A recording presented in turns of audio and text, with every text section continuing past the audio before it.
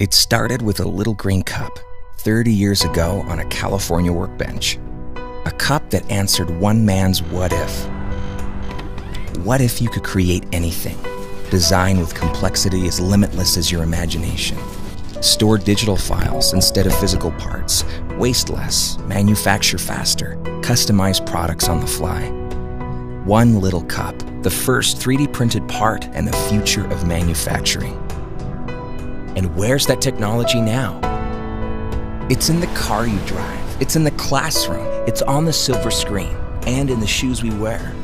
It's helping travelers fly through the air and pioneers explore the universe beyond.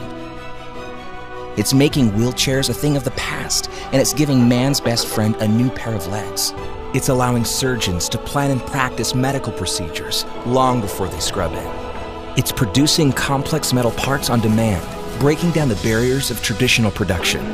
It's driving new manufacturing business models, making customized and personalized production a reality. It's redefining what it means to play with your food. It's letting product designers, entrepreneurs, and architects share their ideas in vibrant color. It's enabling designers and engineers to work seamlessly from digital file to physical part and back again, all on the desktop.